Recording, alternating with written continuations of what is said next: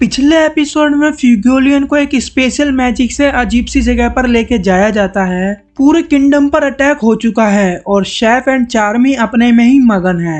एक को खाना खाने में मजा आ रहा है तो दूसरे को देखने में कि उसका बनाया हुआ खाना खाया जा रहा है एक मैजिक नाइट द्वारा।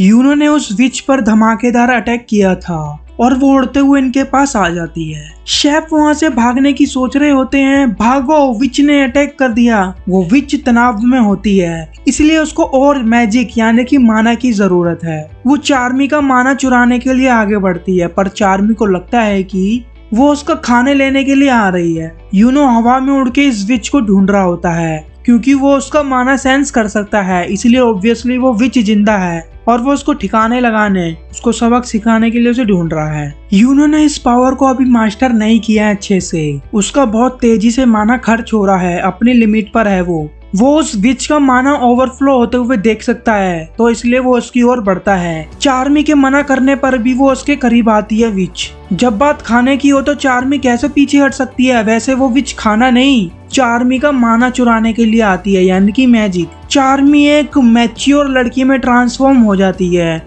और वो अपने मैजिक से उस विच का कर्स माना अपनी ओर खींचकर उसको एक जबरदस्त स्ट्राइक मारती है। वो नॉकआउट हो जाती है, वो दूर जाके गिरती है और ये मैजिक नाइट उसको पकड़ लेते हैं। जितने भी सिटीजन्स को उस विच ने बूढ़ा बनाया था वो सब वापस हो जाते हैं इस विच के हारने के बाद। शेफ बोलता है, देखा मेरा डिलीशियस खाने की वजह से इसका मैजिक इंक्रीज हो गया। ये सुन के ये दोनों इम्प्रेस हो जाते हैं एंड हमेशा उसको फॉलो करने को बोलते हैं। चार्मी का स्पेल जैसे ही खत्म हो जाता है उसका खाना गिरने लगता है उस बिल्डिंग से।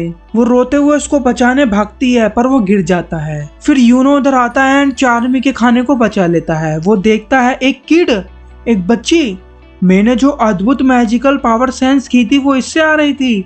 वो ब्लैक बुल के रोप को देखकर बोलता है, हाँ यही होगी वो। चार्मी को खाना देने के बाद चार्मी यूनो को थैंक यू बोलती है एंड बहुत ज्यादा उससे इम्प्रेस हो जाती है। मेरा मील सेविंग प्रिंस आ गया। चार्मी उसका नाम पूछती है ब्लशिंग करते हुए। यूनो के लास्ट अटैक में उसका काफी माना कंज्यूम हो गया, इसीलिए वो थक कर गिर जाता है। चार्मी अपने मैजिक से उसके लिए एक गद्दा बना देती है और लेटे लेटे स्वादिष्ट खाना खाती है। शेफ बोलता है, तुम मेरे पास आ जाना जब भी भूख लगे, जितना मर्जी चाहो उतना मर्जी खा सकती हो। किंग मार्क्स से बोलता है कि बाहर कितना शोर हो रहा है, उनको शांत कराओ जरा। लियोपोल्ड रेडिस का कॉलर पकड़कर गुस्से में बोलता है, तुमने मेरे भाई को कहाँ भेजा है? नोएल नोटिस कर लेती है कि स्पेशल मैजिक रेडिस कास्ट नहीं कर रहा है। वो ज्यादा दूर से स्पेल कास्ट नहीं कर सकता, जो भी हो वो इधर ही आसपास छुपा होगा क्योंकि उसने फ्यूगोलियन को पिन पॉइंट कर रखा था। आस्था उसको ढूंढ लेता है। वो स्पेल कास्टर मरे हुए ज़ॉम्बीज के नीचे छुपा होता है। वो आस्था से इम्प्रेस हो जाता है कि उसने उसको ढूंढ लिया। वो बोलता है, मुझे लग ही रहा था कि तुम लोग मेरे को ढूंढ लोगे अगर मैं अपने आप को ट्रांसफॉर्म करने का मैजिक यूज करता तो, इसलिए मैं इस गंदे भेष को बनाने की परेशानी में पड़ गया। खैर अब ये ऑलरेडी ओवर हो गया। फ्यूगोलियन उसके स्पेशल मैजिक के पोर्टल से जमीन पर गिरता है। उसका एक हाथ कटा हुआ होता है। नोएल डर के मारे चीखने लगती है। आस्था भी चिल्लाता है एंड देन लियोपोल्ड भी। आस्था सोच में पड़ जाता है कि जो इतना ताकतवर है उसको कौन हरा सकता है। लियोपोल्ड अपने कुछ पुराने पलों को याद करने लगता है जो उसने अपने भाई फ्यूगोलियन के साथ बिताए थे। वो बोलता है, मेरा भाई कभी नहीं हार सकता, कभी नहीं। फिर फ्यूगोलियन की ग्रिमर उधर से गिरती है। उनकी ग्रिमर ठीक है, मतलब कि वो अभी भी जिंदा हैं। नोएल फ्यूगोलियन की ब्लीडिंग रोकने की कोशिश करती है और ये भी बोलती है अगर मिमोसा इधर होती तो वो इसको ठीक कर देती, यानी कि हील कर देती। तभी फ्यूगोलियन की ग्रिमर ब्रेक होने लगती है। नोएल लियोपोल्ड से हेल्प मांगती है मगर वो तो सदमे में होता है। नोएल बोलती है, क्या तुम अपने भाई को ऐसे ही मरने दोगे? मौका देखते ही रेडिस अपने मैजिक ब्लास्ट से लियोपोल्ड पर हमला करता है। फिर वो कैप्टन फ्यूगोलियन की ओर बढ़ता है उनको मारने के लिए। तभी रेडिस का साथी बोलता है, तुमने अपना पर्पस फुलफिल कर दिया तो अब यहाँ से चलो, इससे पहले कि बाकी के मैजिक नाइट यहाँ पर पहुँचे। वो रेडिस को अपने स्पेशल मैजिक से वहाँ से लेके जा रहा होता है पर आस्था ऐसा होने नहीं देता। आस्था जख्मी होने के बाद भी वो रेडिस की तरफ भागता है पर वो टाइम पर नहीं पहुँच पाता उसके पास उस पर अटैक करने के लिए।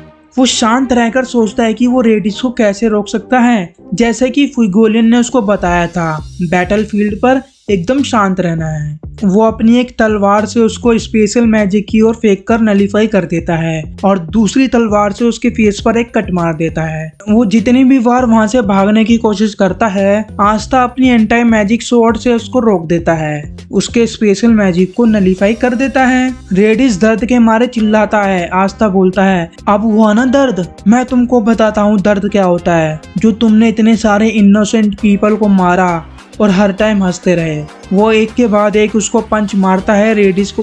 रेडिस कहता है, जो कमजोर होते हैं, जिनके पास कम मैजिक होता है, वो हमेशा हारते हैं उनसे जो स्ट्रॉन्ग हैं, जिनके पास ज्यादा मैजिक होता है। और अब तुम भी मरोगे मेरे मैजिक से।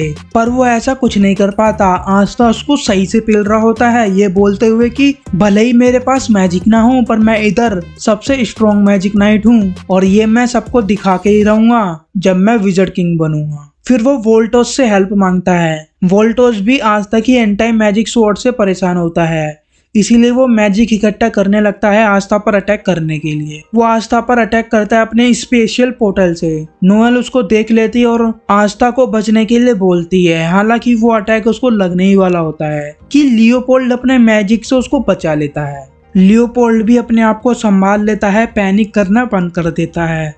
उसको अपने भाई की बताई हुई बातें याद होती हैं कि बैटलफील्ड में शांत रहकर फाइट करनी है, पैनिक नहीं करना है। लियोपोल्ड और आस्था दोनों रेडिस की ओर बढ़ते हैं उसको सबक सिखाने के लिए।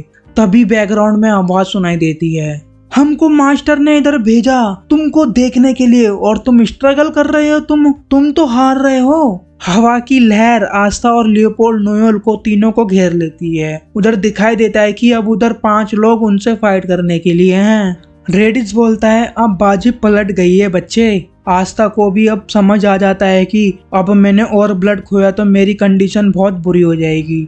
वो अपने जख्मों पर अपनी ही तलवार से कट मार लेता है अपने आप को, ताकि कर्स का असर खत्म हो जाए। इन मोहतरमा को आस्था फनी लगता है और वो बोलती है, क्या मैं इसको रख लूं अपने एक्सपेरिमेंट के लिए। उसके साथ वाला बंदा बोलता है, चुप हो जाओ। वो सब आस्था, नोएल एंड लियोपोल्ड पर हमला करने के लिए तैयार हो जाते हैं।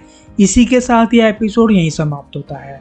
मैं जानता हूँ दोस्तों कि मैं बहुत लेट हूँ इस वीडियो को लाने के लिए, पर मैं पूरी कोशिश करूँगा आगे से ऐसा ना हो, जो कि हो गई, क्योंकि मेरे संग कुछ प्रॉब्लम चल रही हैं। तो मैं चाहता हूँ आप जिस तरह से सपोर्ट कर रहे थे उसी तरह से सपोर्ट करिए, लाइक करिए, सब्सक्राइब करिए। बहुत ज़्यादा अच्छा लगे तो अपने फ्रेंड में शेयर कीजिए जो एनीमे देखता हो। अगले एपिसोड में मिलेंगे। जय हिंद।